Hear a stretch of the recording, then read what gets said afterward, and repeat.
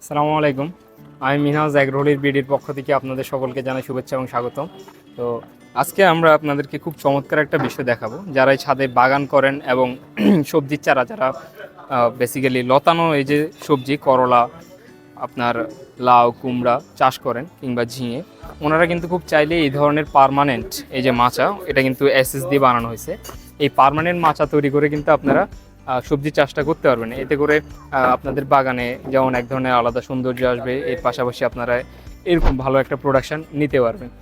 তো এখানে আমাদের করলা চাষ করা হয়েছে। বেসিক্যালি করলা গাছের বয়স অলমোস্ট 2.5 থেকে 3 মাস।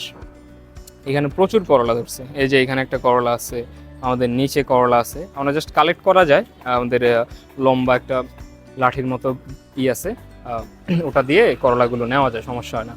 আবার অনেকে ভাববেন যে করলা ধরে নিচে পড়ে যায়, ওরকম কিছু না, করলা ঠিকঠাক মতোই নেওয়া যায়।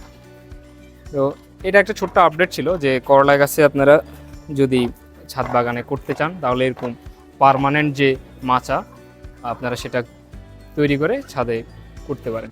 মনের মতো ছাদ বাগান তৈরির জন্য প্রয়োজনীয় এবং গুণগত মানসম্পন্ন কৃষি উপাদান যাচাই এবং সংগ্রহ করতে আমাদের ওয়েবসাইট www.agroholicbd.com ভিজিট করুন।